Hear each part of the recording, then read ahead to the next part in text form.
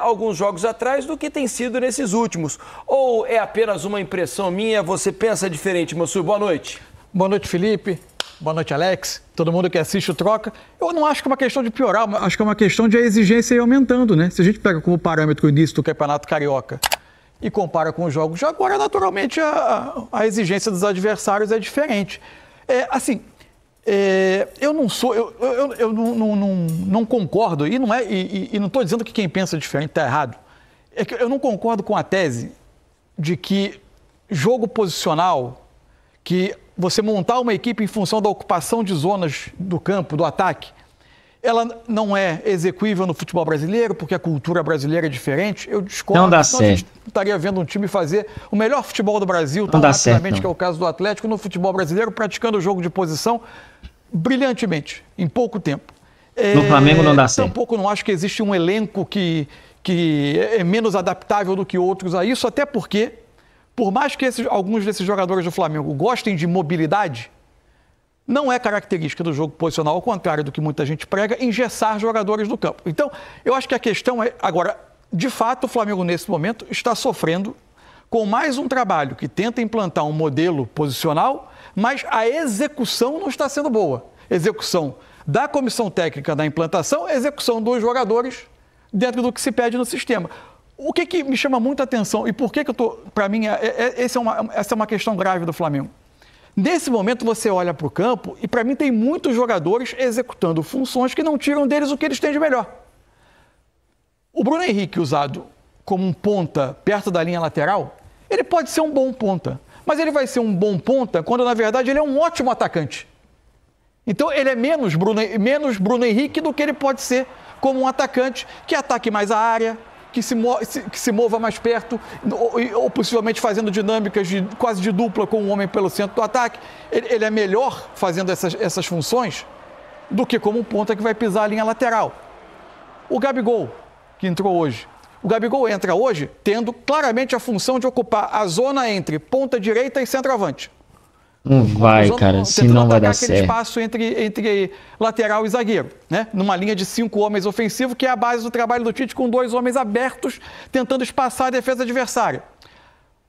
O que é? O Gabigol é um jogador de atacar espaço o tempo todo. Tem que se criar um mecanismo na área para que ele ataque espaço, de preferência numa diagonal da direita para a esquerda, para ele ter a possibilidade da finalização com a perna canhota, que é o melhor dele. Lohan, um atacante móvel, quase um segundo atacante, muito preso na ponta. Então, não é a questão de ser um modelo posicional ou não ser. A questão é que tem muito jogador desconfortável no modelo. E as dinâmicas ofensivas não acontecem. Então, Flávio, se você olha para o campo, você vê claramente qual é a ideia. A ideia até clara, está desenhada no campo. Só que o time não consegue estabelecer dinâmicas que abram espaço numa defesa muito bem fechada como essa do Amazonas. E o Flamengo não consegue dar o passo adiante. Aliás, e aí respondendo a sua pergunta, voltando à sua pergunta, o início do ano até me pareceu algo mais fluido, em termos de troca de jogadores ocupando. Regrediu o time. Parece que conforme a exigência aumentou junto a rigidez e o Flamengo não consegue evoluir. É por aí. Alex, queria ouvi-lo também, porque time parado. Hoje abusou dos passes laterais, né? Achei a movimentação... Não é só lateral não, para trás também. Mexer com a defesa do Amazonas para tentar receber um passe em profundidade. Não fossem as aparições do Vinha pelo lado esquerdo, né? Que acho que foi o melhor jogador em campo hoje, pelo menos para mim foi. O Flamengo aceitou demais passivamente 1-0 como um placar aceitável, quando a diferença entre os dois times é gigantesca. E isso acho que incomoda o torcedor e incomoda quem está querendo ver um jogo com bom futebol, que era o meu caso, por exemplo. Hoje em dia... Você pensa sobre tudo isso, sobre o que explanou bem o Mansur aqui na abertura do programa e sobre essa insatisfação do torcedor com o futebol que o Flamengo tem desempenhado. Alex, boa noite. Boa noite, Felipe, Mansur, boa noite para todo mundo que está em casa.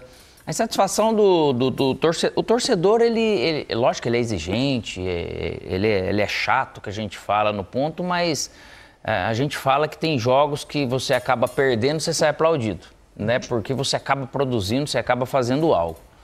Essa questão do jogo mais posicional ou menos, o futebol ele precisa de movimentos, senão ele fica muito fácil de ser marcado. Eu já falei isso aqui de algum outro jogo, mas ao mesmo tempo, lógico que se o Flamengo fosse jogar de novo nessa maneira, e o gol só saiu por causa do mecanismo, porque o Babi veio aqui, depois o Sassá começou a vir, mas ele abandonou. É a grande ironia da noite. É a grande ironia da noite. Só que o Flamengo ele não prosseguiu, então o Amazonas ele ficou nesse ponto. E não dá para você fazer, mesmo futebol posicional, se a gente for ver, dos times do Barcelona, vamos dizer, do Xavi lá agora e tal, ele tem realmente movimentos, ele não é estático da maneira que o Flamengo acabou ficando. O Flamengo é parado. Às vezes você parado. A bola, quem diz aonde a bola vai é o cara que está sem ela. Se eu estou só realmente ao entorno e eu não faço um outro movimento, ele não vai acabar abrindo espaço e eu não vou conseguir, porque o jogar sem bola do Flamengo hoje, ele estava estático. Isso não tem nada a ver com o propósito que o Tite quer, com alguma outra comissão queira.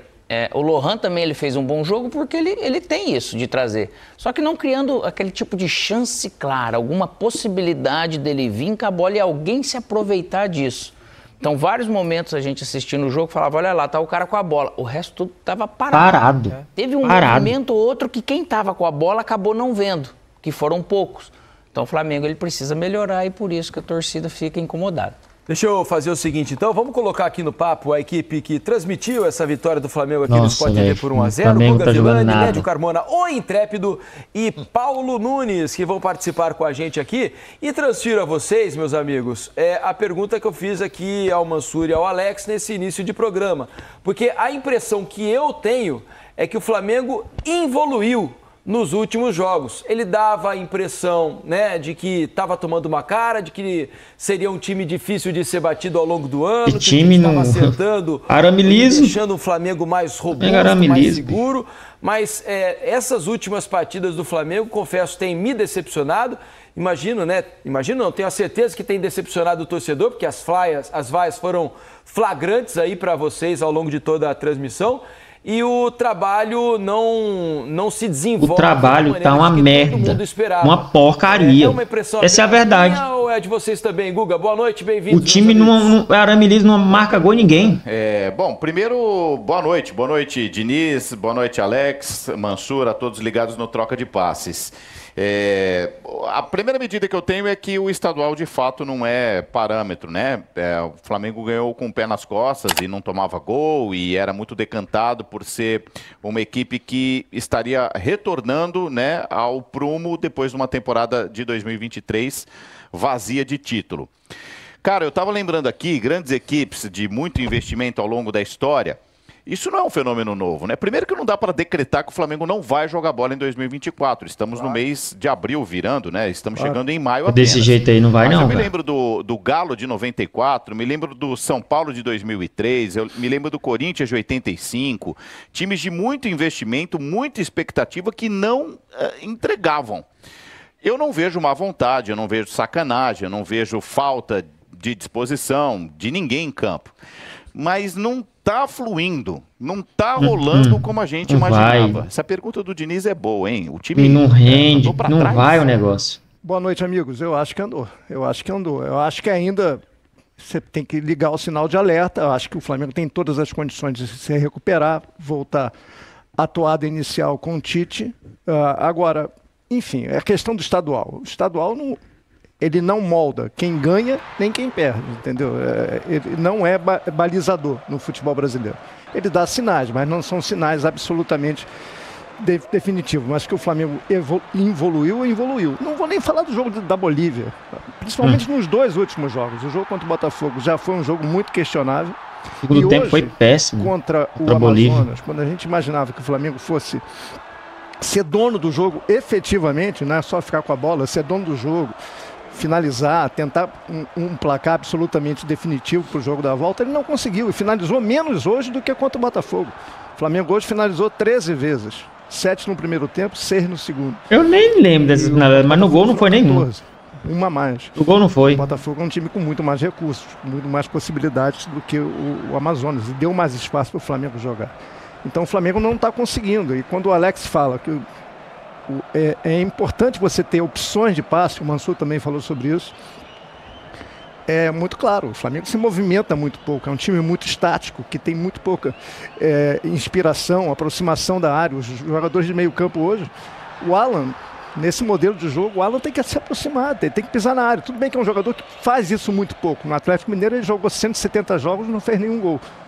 E finalizava muito pouco de fora da área, hoje tentou uma vez. O Gerson está muito longe da área também, mesmo quando ele ficou... Caraca, bicho. Deveria jogar mais adiantado, jogou muito longe da área no segundo tempo. A torcida se irritou com o Gerson. Ele estava muito... O Gerson nunca mais jogou nada, desde que ele foi embora do Flamengo. No segundo tempo, o Flamengo chegou a ter 4 atacantes, com 2 cenários, primeiro com o Bruno Henrique, depois com o Matheus Gonçalves, enfim, com o Luiz Araújo, antes com o Lohan.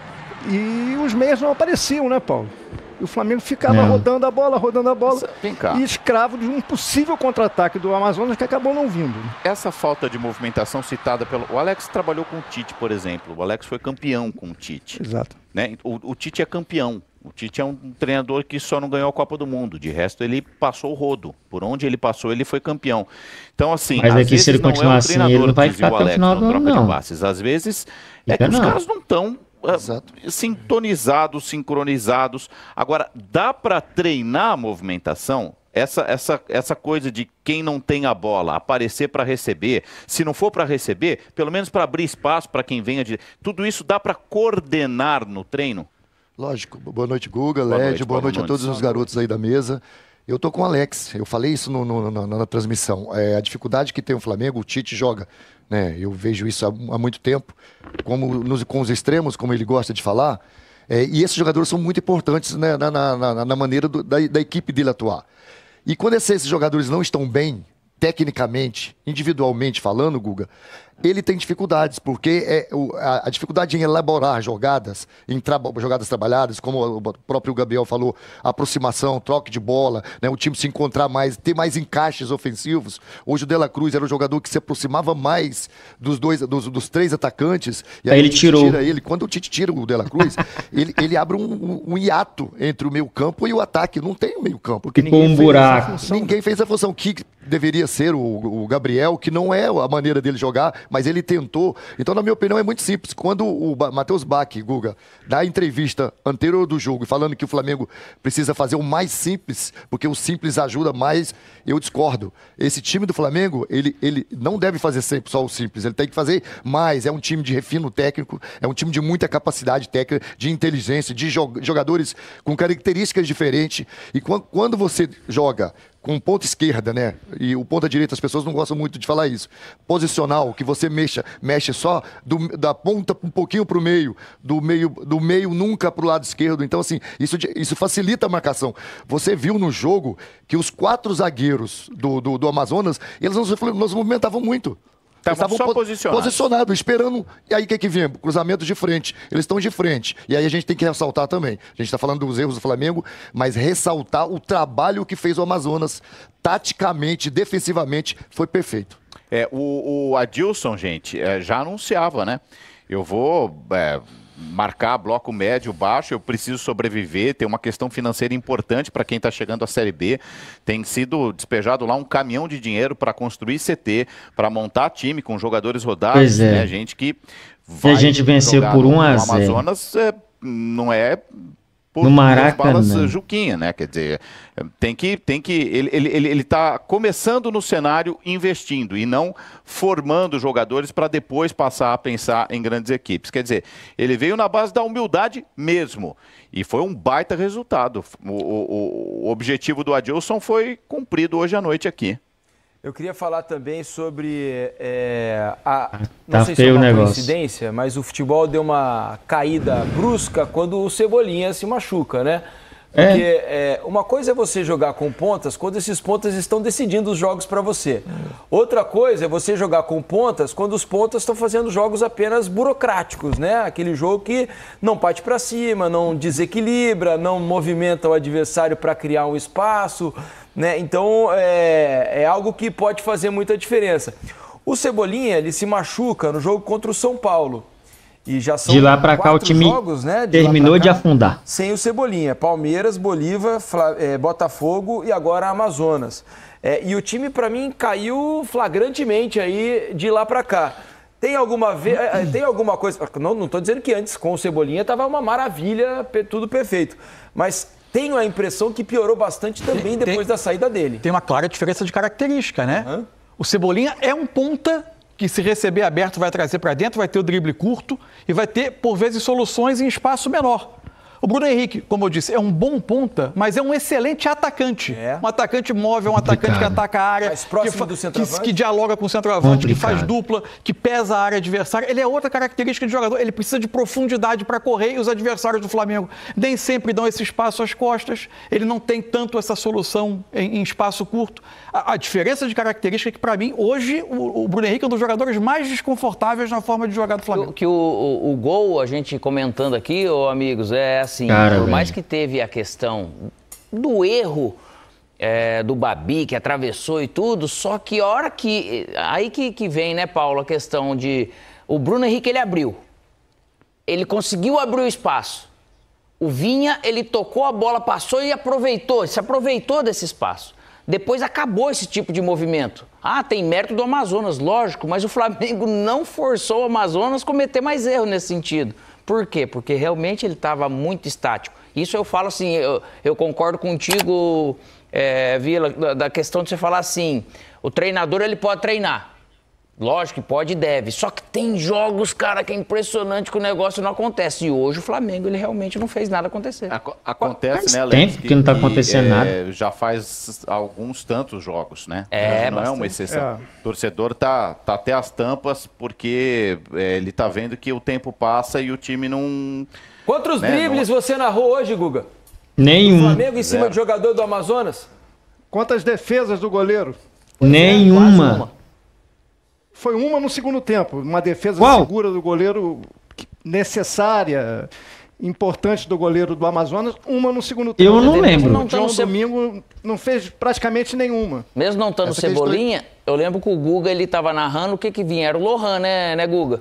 Que vinha, trazia para dentro e tal, mas depois não tinha sequência disso daí. Então hoje, mesmo com o Cebolinha, ele ia encontrar esse tipo de dificuldade. Parece que eles acharam Estavam evitando o risco, parecia, Guga. Sempre procurava a jogada mais segura e não tentavam alguma coisa diferente, arriscavam algo novo. Ninguém anima o time, né, Paulo? Acontece no jogo, às vezes, disso, né, cara? Vai se desanimando. Tá confortável. A gente tá jogando com a bola no pé, a gente não sofre lá.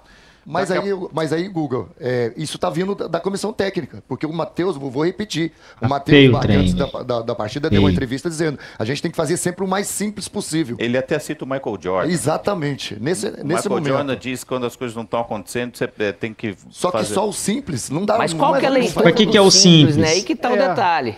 Esse é o ponto. Que o simples, quando é muito bem feito, é ótimo. Exato.